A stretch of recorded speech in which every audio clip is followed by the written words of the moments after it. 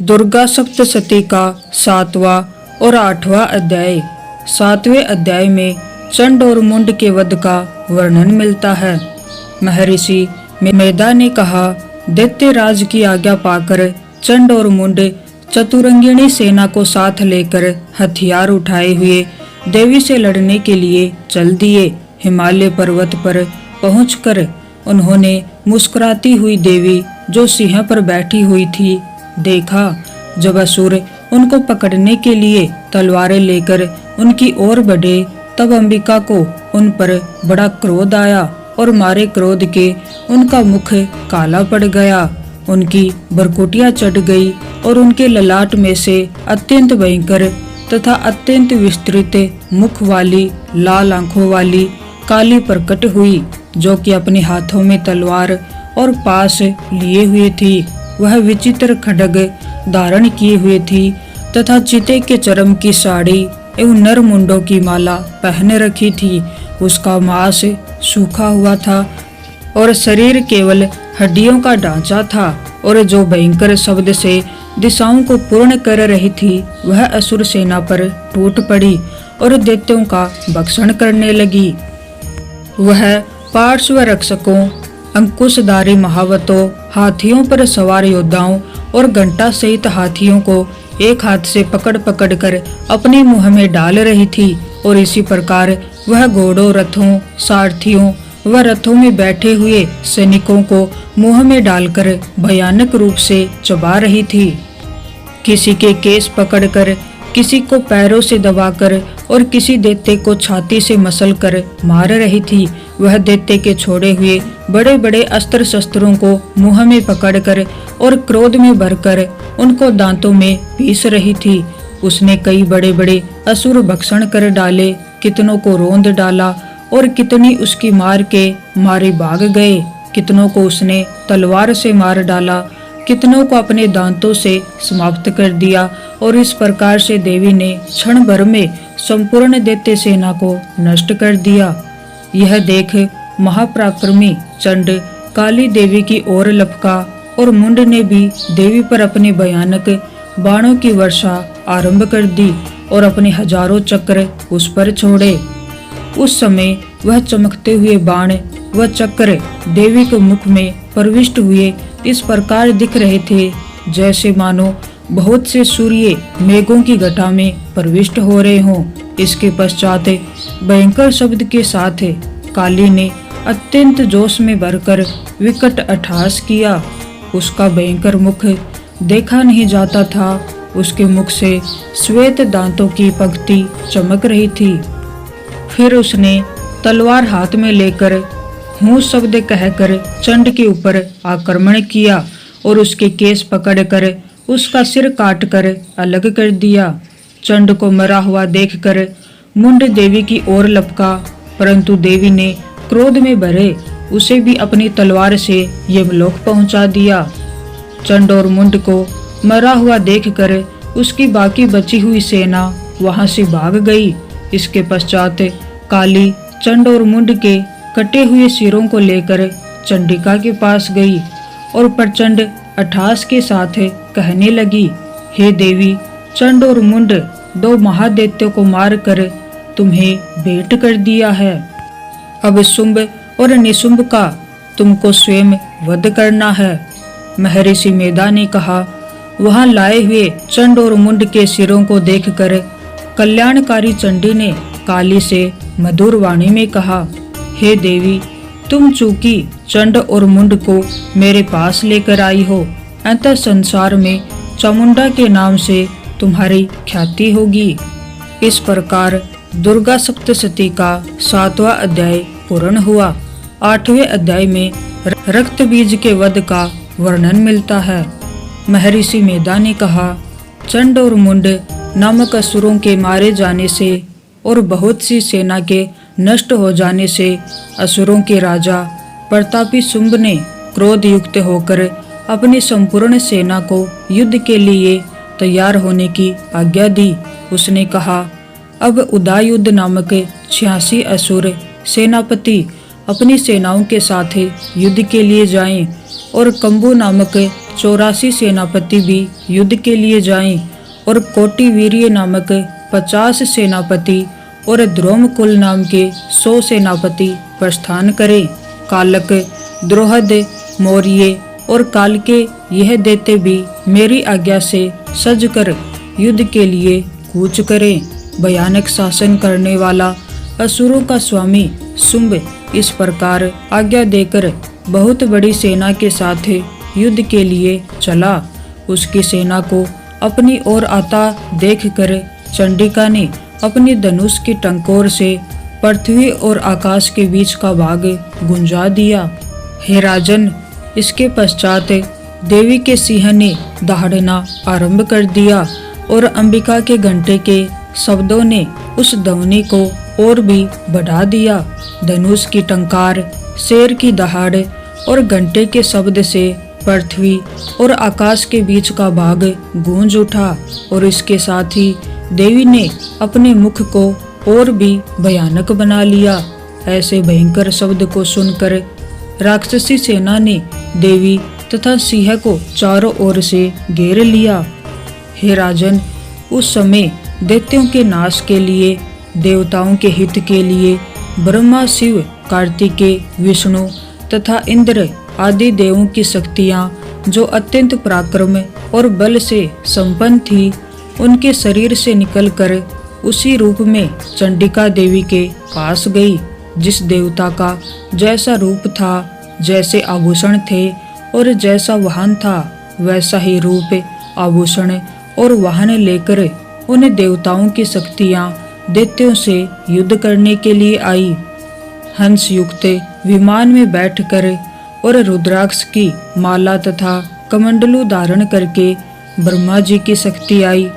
वृषभ पर सवार होकर, हाथ में त्रिशूल लेकर, महानाग का कंकण पहनकर और चंद्र रेखा से भूषित होकर भगवान शंकर की शक्ति माहेश्वरी आई और मोर पर आरूढ़ होकर हाथ में शक्ति लिए दैत्यों से युद्ध करने के लिए कार्तिकेय की शक्ति उन्हीं का रूप धारण करके आई।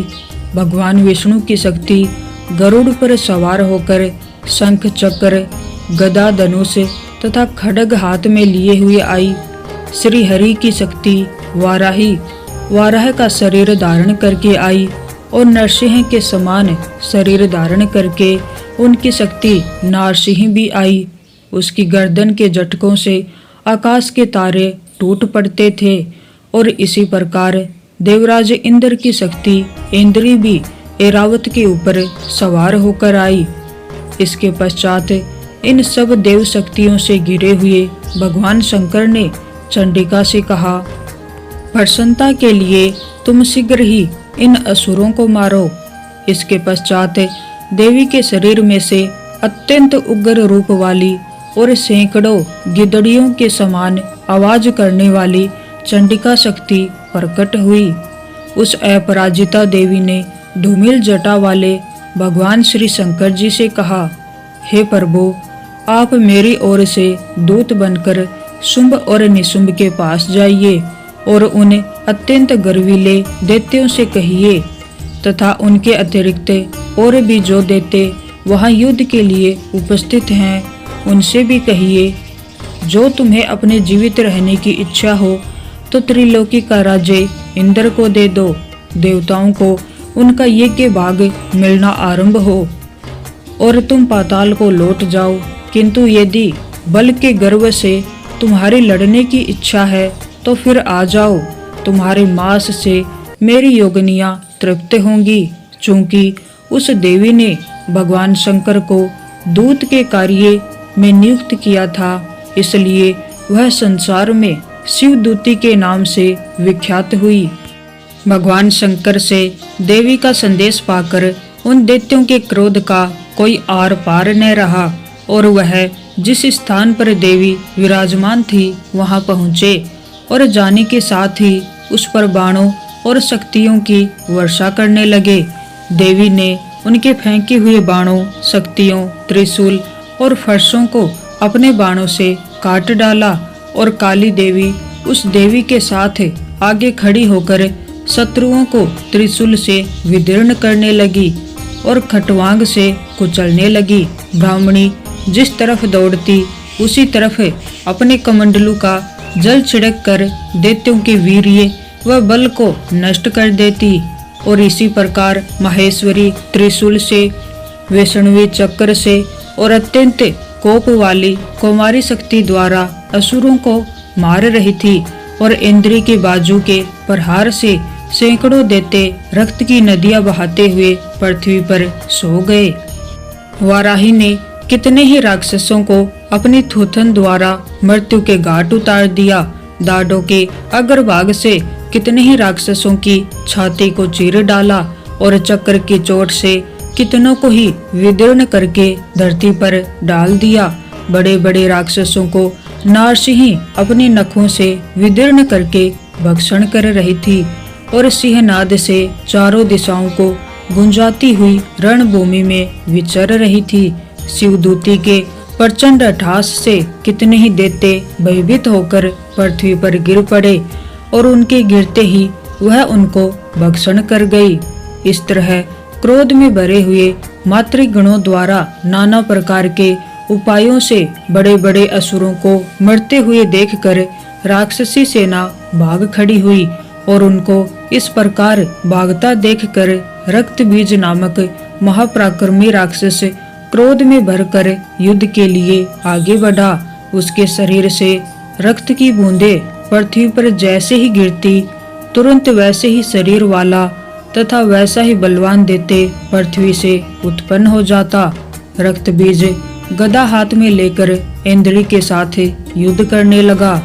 जब इंद्री शक्ति ने अपने वज्र से उसको मारा तो घायल होने के कारण उसके शरीर से बहुत सा रक्त बहने लगा और उसकी प्रत्येक बूंद से उसके समान ही बलवान तथा महापराक्रमी अनेकों दैत्य भयंकर रूप से प्रकट हो गए। वह सब के सब दैत्य बीज के समान ही बलवान तेज वाले थे। वह भी भयंकर अस्त्र शस्त्र लेकर देवियों के साथ लड़ने लगे। जब इंद्री के वज्र प्रहार से उसके मस्तक पर चोट लगी और रक्त बहने लगा तो उसमें से हजारों ही पुरुष उत्पन्न हो गए। वैष्णवी ने चक्र से और इंद्री ने गदा से रक्त बीज को चोट पहुंचाई और वैष्णवी के चक्र से घायल होने पर उसके शरीर से जो रक्त बहा उससे हजारों महाअसुर उत्पन्न हुए जिनके द्वारा यह जगत व्याप्त हो गया। कुमारी ने शक्ति से, वाराही ने खड्ग से और माहेश्वरी ने त्रिशूल से उसको घायल किया। इस प्रकार क्रोध में भरकर उस महादैत्य ने सब मातृ शक्तियों पर पृथक पृथक गदा से प्रहार किया और माताओं ने शक्ति तथा शूल इत्यादि से उसको बार बार घायल किया। उससे सैकड़ों महादैत्य उत्पन्न हुए और इस प्रकार उस रक्त बीज के रुधिर से उत्पन्न हुए असुरों से संपूर्ण जगत व्याप्त हो गया, जिससे देवताओं को भय हुआ। देवताओं को भयभीत देखकर चंडिका ने काली से कहा, हे चामुंडे, अपने मुख को बड़ा करके और मेरे शस्त्रघात से उत्पन्न हुए रक्त बिंदुओं तथा रक्त बिंदुओं से उत्पन्न हुए महाअसुरों को तुम अपने इस मुख से भक्षण करते जाओ। इस प्रकार रक्त बिंदुओं से उत्पन्न हुए महादैत्यों को भक्षण करती हुई तुम रणभूमि में विचरो। इस प्रकार रक्त क्षीण होने से यह दैत्य नष्ट हो जाएगा। तुम्हारे भक्षण करने के कारण अन्य दैत्य उत्पन्न नहीं होंगे। काली से इस प्रकार कहकर चंडिका देवी ने रक्त बीज पर अपने त्रिशूल से प्रहार किया और काली देवी ने अपने मुख में उसका रक्त ले लिया। तब उसने गदा से चंडिका पर प्रहार किया। प्रहार से चंडिका को तनिक भी कष्ट न हुआ, किंतु रक्त बीज के शरीर से बहुत सा रक्त बहने लगा। लेकिन उसके गिरने के साथ ही काली ने उसको अपने मुख में ले लिया। काली के मुख में उस रक्त से जो असुर उत्पन्न हुए उनको उसने भक्षण कर लिया और रक्त को पीती गई। तदंतर देवी ने रक्त बीज को, जिसका की खून काली ने पिया था, चंडिका ने उस दैत्य को वज्र बाण खड्ग इत्यादि से मार डाला। हे राजन, अनेक प्रकार के शस्त्रों से मरा हुआ और खून से वंचित वह महादैत्य रक्त बीज पृथ्वी पर गिर पड़ा। राजन, उसके गिरने से देवता अत्यंत प्रसन्न हुए और माताएं उन असुरों का रक्त पीने के पश्चात उद्रिक्त होकर नृत्य करने लगी। इस प्रकार दुर्गा सप्तशती का 8वां अध्याय पूर्ण हुआ। चलिए अब हम माता रानी और उनकी एक भगत की कहानी सुनते हैं। बहुत समय पहले की बात है। हिमालय की गोद में बसे एक छोटे से गांव में श्रद्धा, भक्ति और सरल जीवन की एक अद्भुत मिसाल देखने को मिलती थी। उस गांव का नाम था देवपुर। चारों ओर ऊंचे ऊंचे पहाड़, बहती हुई निर्मल नदियां और हर सुबह मंदिर की घंटियों की ध्वनि, यह सब मिलकर उस गांव को मानो स्वर्ग जैसा बना देते थे। गांव के बीचों बीच एक प्राचीन मंदिर था जो माता रानी को समर्पित था। यह मंदिर बहुत ही पवित्र माना जाता। लोगों को विश्वास था कि जो भी सच्चे मन से यहाँ प्रार्थना करता है उसकी हर मनोकामना पूर्ण होती है। उसी गांव में एक गरीब ब्राह्मण रहता था। उसका नाम हरिदास था। उसकी पत्नी का नाम गौरी था। दोनों बहुत ही धार्मिक और सरल स्वभाव के थे। उनके पास न धन दौलत थी, लेकिन दिल में माता रानी के प्रति अटूट श्रद्धा थी। हरिदास रोज सुबह मंदिर जाता, माँ की आरती करता और पूरे दिन गांव के लोगों को पूजा पाठ कराता। जो भी थोड़ा बहुत मिलता उसी से वह अपना और अपनी पत्नी का गुजारा करता। एक दिन गौरी ने कहा, स्वामी, हमारे पास कुछ भी नहीं है, लेकिन फिर भी हम हर दिन माँ की पूजा करते हैं। क्या माँ हमारी गरीबी नहीं देखती? हरिदास मुस्कुराया और बोला, गौरी, माँ सब देखती हैं, लेकिन वे परीक्षा भी लेती हैं। हमें बस अपना विश्वास बनाए रखना है। कुछ समय बाद गांव पर एक भयंकर संकट आ पड़ा। कई महीनों तक बारिश नहीं हुई, खेत सूख गए, नदी का पानी कम हो गया और लोगों के पास खाने को कुछ नहीं बचा। गांव के लोग परेशान होकर मंदिर में इकट्ठा हुए। सबने मिलकर माता रानी से प्रार्थना की, हे माँ, हमें इस संकट से बचाओ, हमारे खेतों में फिर से हरियाली लाओ। लेकिन कई दिनों तक कोई चमत्कार नहीं हुआ। लोगों का विश्वास डगमगाने लगा। कुछ लोग तो मंदिर आना भी छोड़ने लगे। इन सब के बीच हरिदास का विश्वास अडिग रहा। वह रोज मंदिर जाता और पहले से भी अधिक श्रद्धा से पूजा करता। एक दिन जब वह मंदिर में अकेला बैठा था, एक बूढ़ी औरत वहां आई। उसके कपड़े फटे हुए और चेहरा थका हुआ था। उसने हरिदास से कहा, बेटा, मैं बहुत भूखी हूँ, क्या तुम मुझे खाने को कुछ दे सकते हो?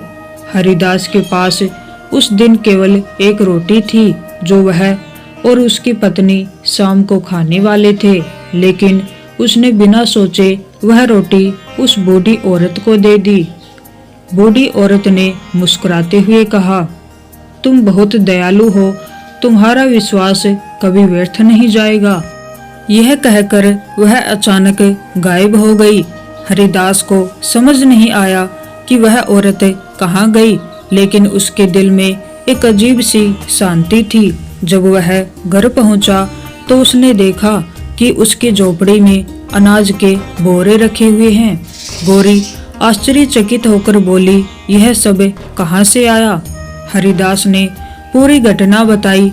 दोनों समझ गए कि वह बूढ़ी औरत कोई साधारण इंसान नहीं थी, वह स्वयं माता रानी थी। अगले ही दिन आकाश में बादल छा गए और तेज बारिश शुरू हो गई। सूखे खेतों में फिर से हरियाली आ गई। नदी का पानी भर गया और गांव में खुशहाली लौट आई। गांव के लोगों ने यह सब देखा और समझ गए कि माता रानी ने उनकी प्रार्थना सुन ली है। वे सभी हरिदास के पास आए और बोले, तुम्हारा विश्वास ही माँ को प्रसन्न कर पाया, हमें भी सच्ची श्रद्धा का महत्व समझ में आ गया है।